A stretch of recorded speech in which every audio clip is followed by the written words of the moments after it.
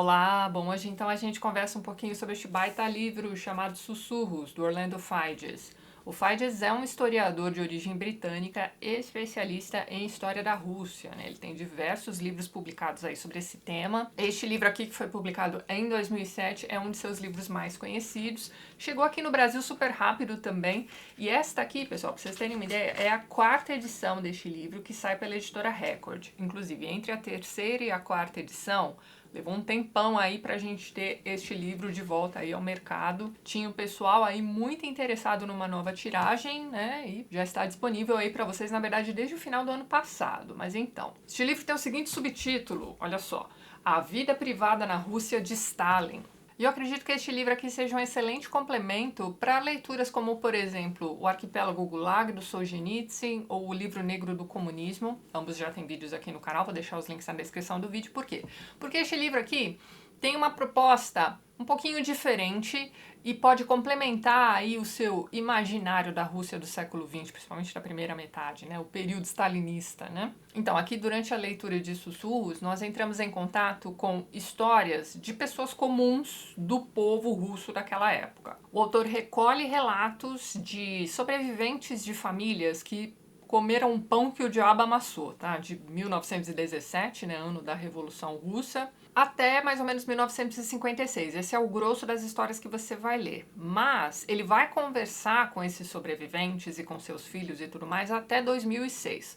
O grosso da pesquisa foi feito nos anos 80, que é quando o autor se dá conta de que aquela primeira geração de pessoas que viveram o período de transição do czarismo para o comunismo e que poderia contribuir com depoimentos já estaria se perdendo. Então, aqui você vai encontrar esses relatos de filhos dessa primeira geração, trechos de cartas, tudo isso amalgamado pelo Orlando Figes, que faz o quê? Ele entra aqui como historiador, organizando esses depoimentos, preenchendo as lacunas e criando um panorama histórico do ponto de vista do cidadão comum. É um livro perfeito? De jeito nenhum. Eu costumo desconfiar bastante desses livros que trazem depoimentos de vítimas. Por quê? Porque por mais que a intenção seja boa, existe sempre um apelo à emotividade que me incomoda um pouco, me faz revirar os olhos, assim, em diversos momentos durante a minha leitura, mas essa sou eu, tá certo? Bem, isso sem contar um outro detalhe importante também. Até que ponto esses depoimentos foram transcritos nesses livros? Nesses momentos eu sempre me lembro do Truman Capote, né, o autor de A Sangue Frio, que é um marco ali dentro do jornalismo literário. Bem, eu recomendo a leitura da biografia dele, né, porque ali a gente fica sabendo que durante o início das investigações, né, do Capote para escrever aquele livro, né, ele foi atrás de testemunhas, pessoas próximas àquela família que foi chacinada, enfim. Se vocês não conhecem A Sangue Frio, tem um vídeo aqui no canal, vou deixar o link na descrição também. Mas então, durante a coleta de informações dessas pessoas, o que ele notou? Ele notou que as pessoas ficavam intimidadas com aquele caderninho, né? Então ele andava com aquele caderninho para cima e para baixo anotando tudo. O mesmo vale para gravadores. Então o que ele faz? Ele desiste de usar essas ferramentas e passa a simplesmente conversar com aquelas pessoas e a confiar na própria memória. Agora para e pensa, o quanto foi que se perdeu durante esse processo? Mas enfim, para pensar que ou você tem uma pessoa intimidada, escolhendo muito bem aquilo que ela vai dizer durante a entrevista por conta ali do caderninho ou do gravador, ou você tem de confiar na memória do entrevistador.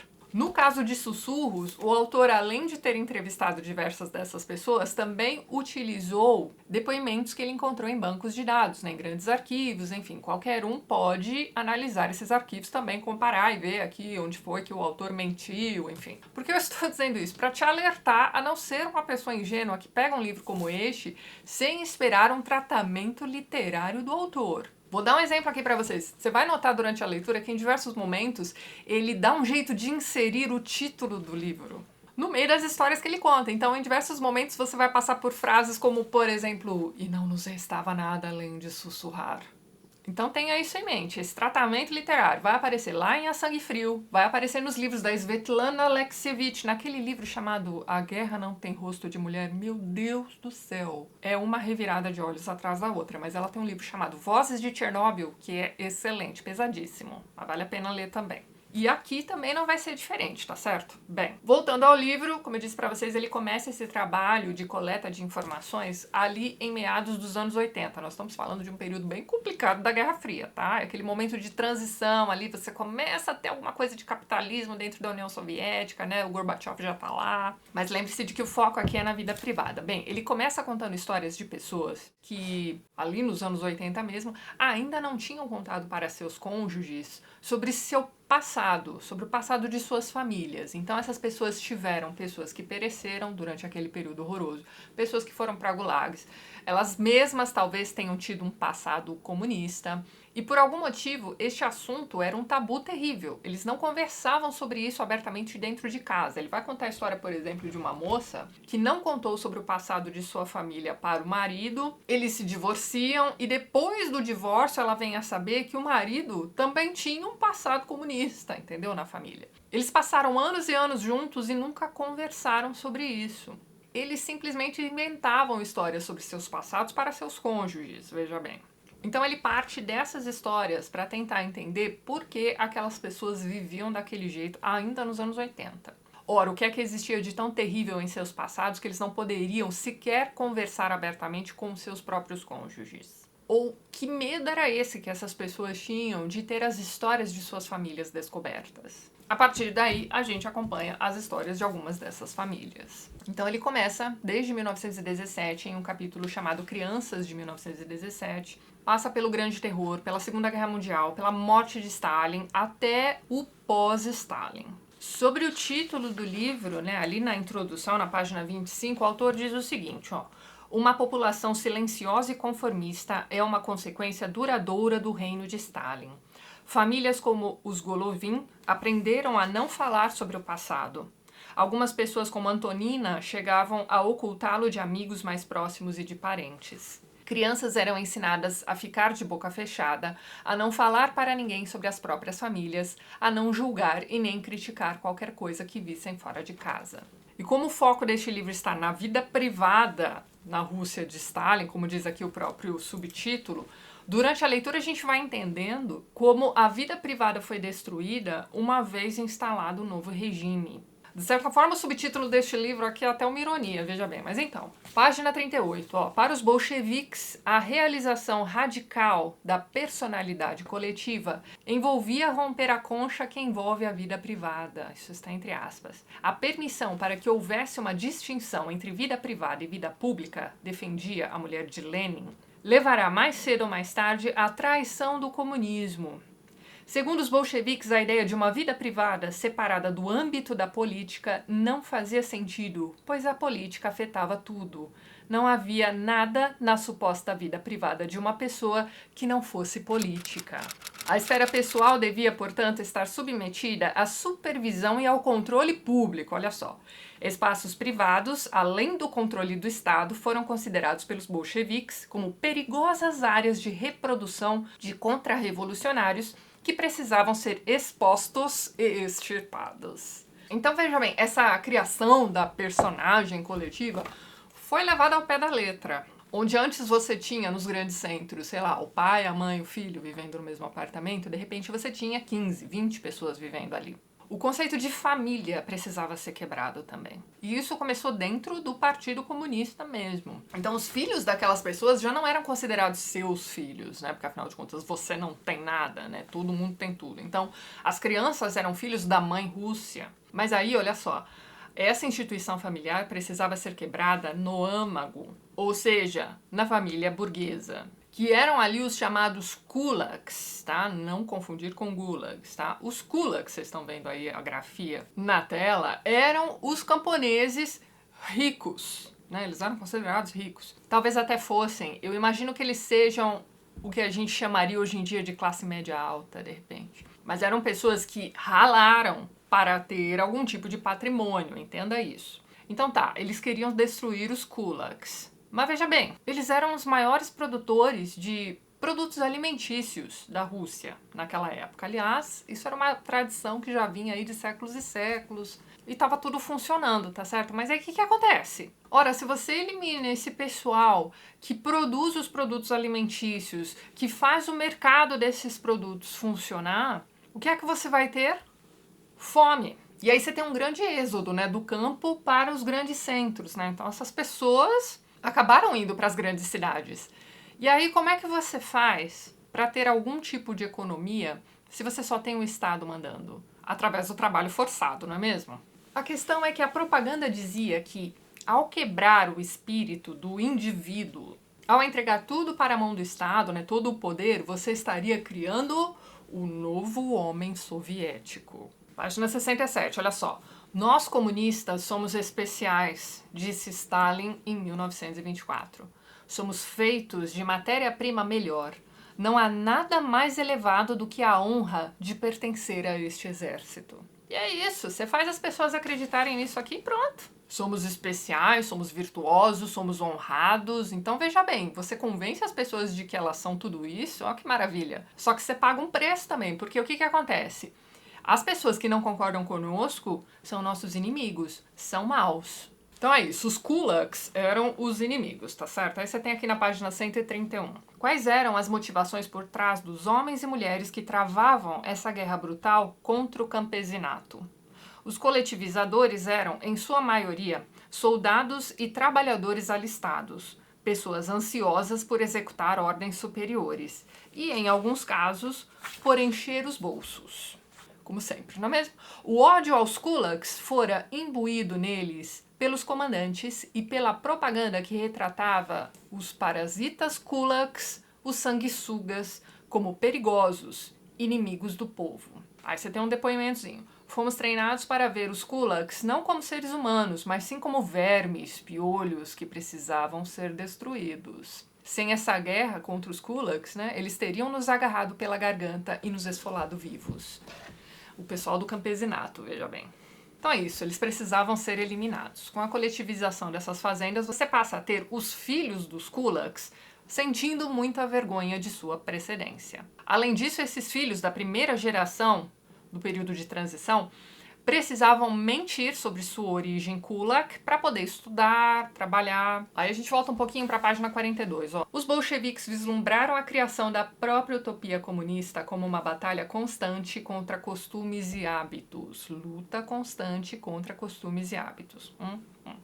Com o fim da Guerra Civil, prepararam-se para uma nova e mais longa batalha no fronte interno. Uma guerra revolucionária pela liberação da personalidade comunista por meio da erradicação do comportamento individualista. Comportamento individualista, leia-se burguês. E é aí que começam então os sussurros, né? Preciso falar baixinho, né? Ninguém pode ouvir o que nós estamos falando aqui, muito menos aquele cara esquisito que eu nunca vi na minha vida e que agora mora na minha sala, que não é mais minha, porque a qualquer momento ele pode me denunciar, não é mesmo? Bem, chega um momento em que os pais passam a sussurrar para que seus próprios filhos não os ouçam. Porque é isso, o pessoal que viveu o período de transição não vai ser fácil de quebrar. Essas pessoas vão continuar tentando de todas as formas a transmitir ali seus costumes, seus hábitos, suas tradições. Então você tem que preparar os jovens e você vai começar do início, é logo na infância mesmo. Então, essas crianças eram incentivadas a denunciar os próprios pais. E aqui ele vai contar diversas histórias de crianças que denunciaram seus pais, e, enfim, são histórias horrorosas. Além disso, como se não bastasse,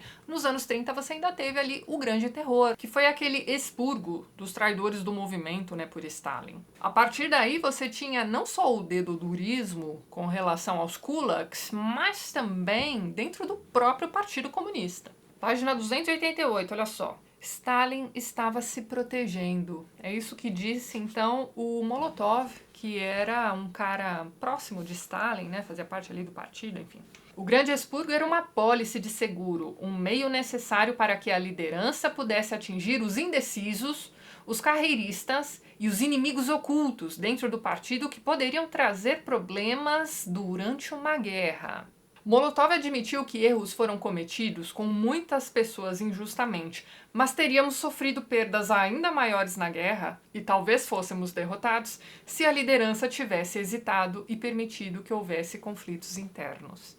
Aí nos anos 90, você tem um rapaz chamado Kaganovich dizendo o seguinte, olha só. A liderança percebera a iminência de uma guerra e que o país precisava se proteger drenando o pântano, ou seja, antes de entrar ali na Segunda Guerra Mundial, era preciso limpar o próprio pântano, entendeu? Destruindo quem não fosse confiável e os indecisos. Em 1938, ele dissera ao partido que as repressões em massa foram necessárias em função da ameaça de uma guerra e que o país já estaria em guerra se os inimigos internos e espiões não tivessem sido destruídos na grande purificação.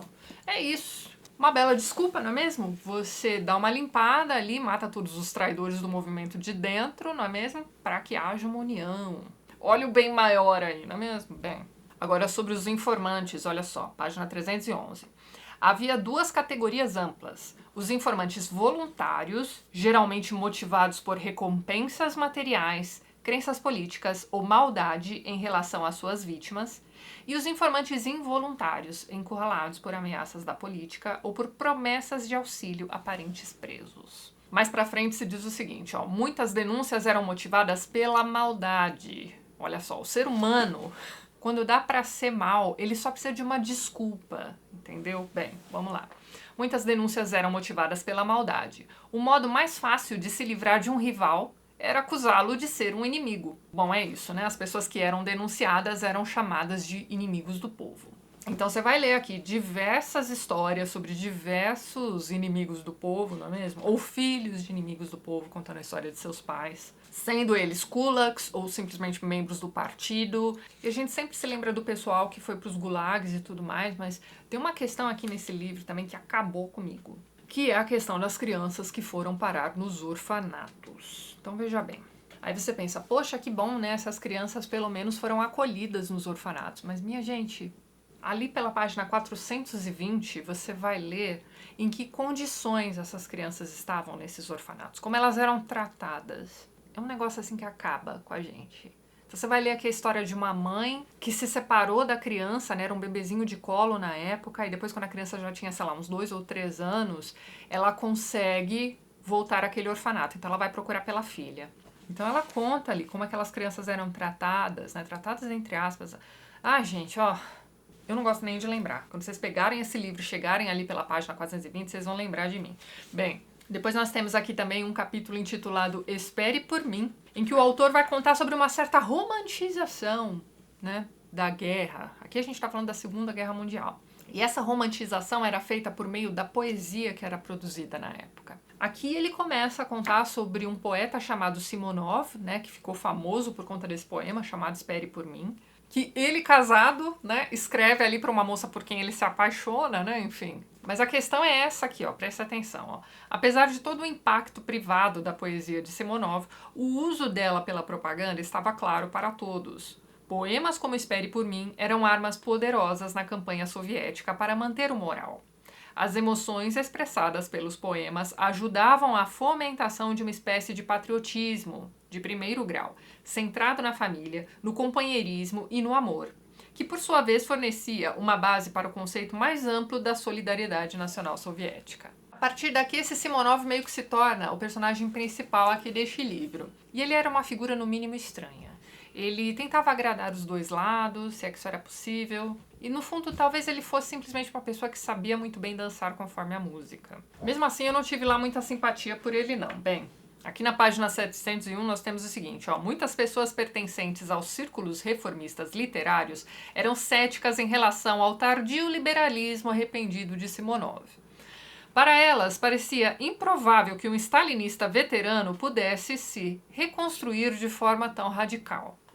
Havia sempre a suspeita de hipocrisia quando ele saía em apoio de alguma causa liberal. Agora olha só.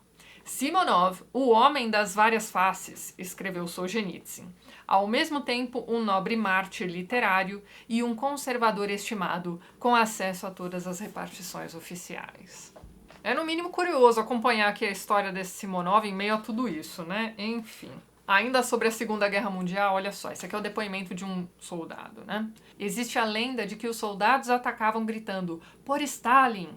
Mas na verdade jamais mencionamos Stalin, e quando entrávamos em combate, gritávamos, pela pátria!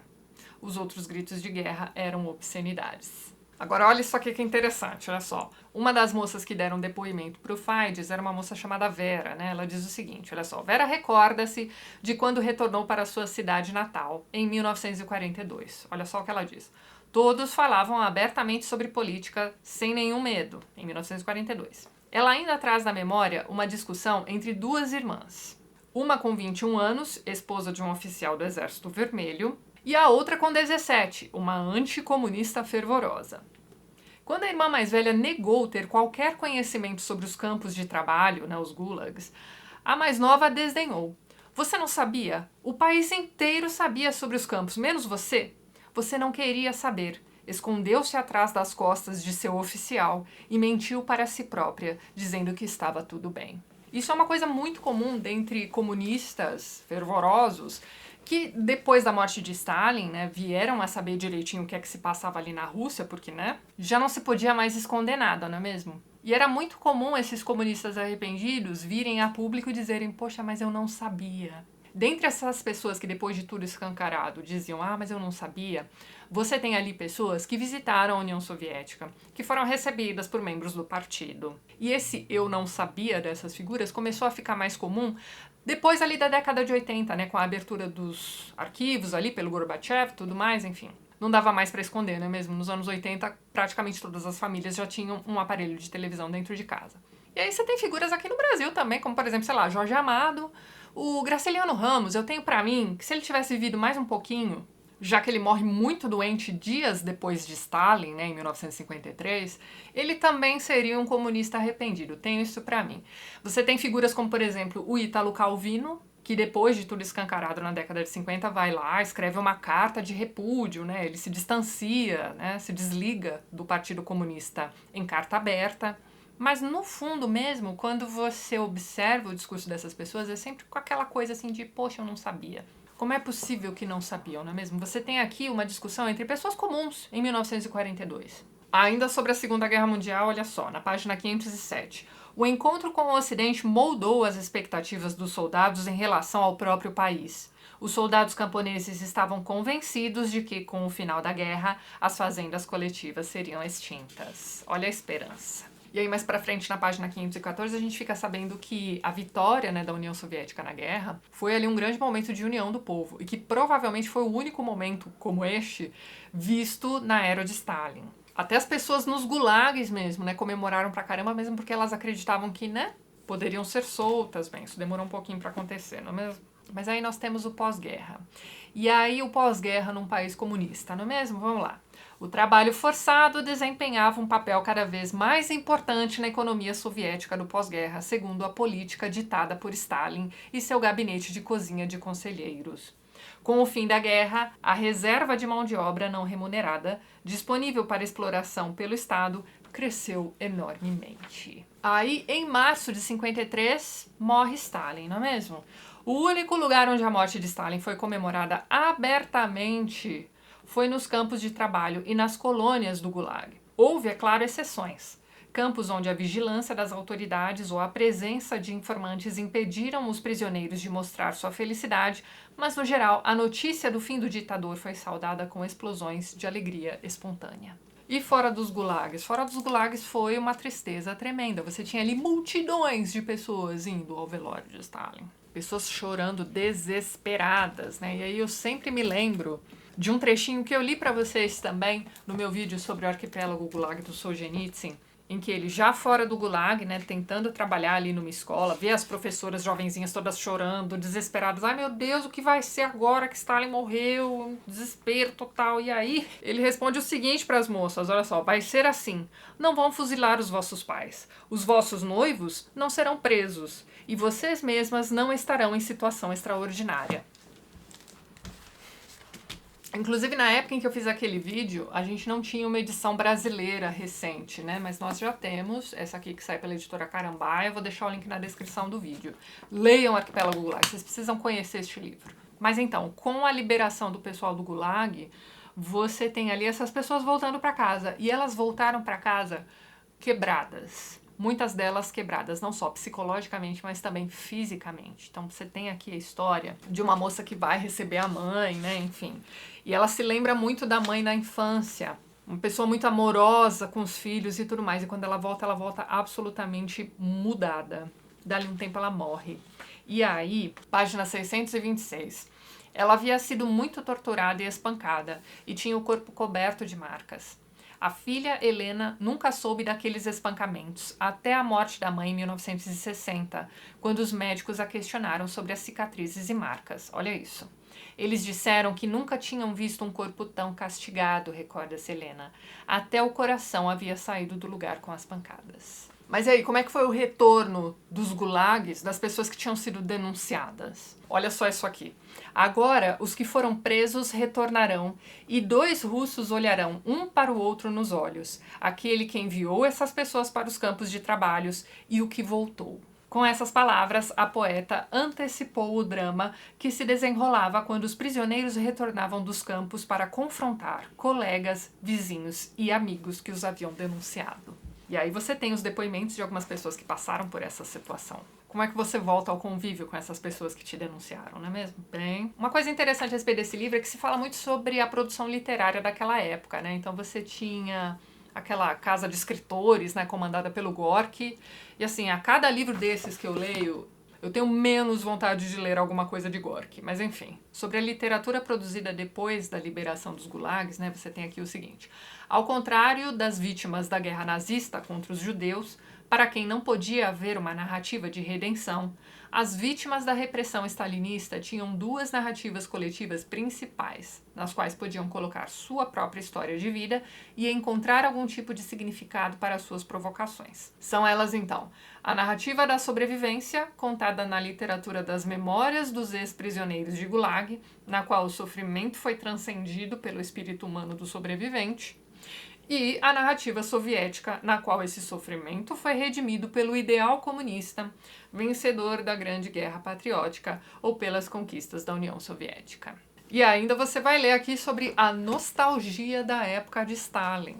É um negócio inacreditável. Você vai ter aqui alguns depoimentos de pessoas dizendo assim, na época de Stalin é que era bom. Todo mundo era igualmente miserável, todo mundo era disciplinado, né? Não tinha essa coisa de chegar atrasada no trabalho. E aí você para e pensa, o que será que acontecia com a figura que chegava atrasada na época de Stalin, não é mesmo? É um negócio meio chocante de se ler até, sabe? Bem, é isso, pessoal. Aqui no meio do livro você tem também algumas fotografias, né, dessas famílias entrevistadas pelo Orlando Figes. Você também vai encontrar aqui algumas fotografias de arquivo, né? Tá tudo discriminadinho aqui. E é isso, pessoal. É uma leitura pesada. É aquele tipo de leitura que quando você termina, você fecha o livro e você quer, sei lá, assistir uma comédia. O duro é que muitas dessas histórias vão ficar com você ainda por muito tempo. Eu ainda me lembro da história lá do orfanato, da mãe da moça que teve o coração deslocado durante o espancamento. Olha, é uma leitura bem pesada. Eu recomendo para quem se interessa por esse período tenebroso, para tentar entender o que foi que aconteceu com um cidadão comum, né? Então você tinha ali aquelas figuras do partido que comandavam esse povo imenso. Mas é o que diz Solzhenitsyn na frase que eu coloquei na introdução desse vídeo. É ideologia. Você convence as pessoas de que aquilo ali é uma boa, aí, meu amigo, você comanda massas, não é mesmo? Depois você aguenta, né? Quando a coisa passa, você aguenta aí o olhar das pessoas que você ajudou a prejudicar, não é mesmo? Aí você tem ali, nos anos 80 tinha umas manifestações em que o pessoal usava uma bandeira escrita assim, proletários de todo o mundo, perdoai-nos. Fica aqui a recomendação para vocês. Reforço a recomendação do Arquipélago Gulag e do Livro Negro do Comunismo. E é isso então, pessoal. Antes de encerrar este vídeo, gostaria de mais uma vez agradecer a todos os apoiadores do canal. Vocês estão vendo aqui ao lado os nomes de todos eles. Na descrição do vídeo você encontra também os links para os perfis literários do pessoal que apoia o TLT e que também produz conteúdo sobre livros, aqui no YouTube e no Instagram também. Caso você também queira se tornar um apoiador do canal, dê uma olhadinha no primeiro link que eu vou deixar na descrição deste vídeo. E é isso então, pessoal. A gente se vê nos próximos vídeos do canal. Um beijo grande e até mais.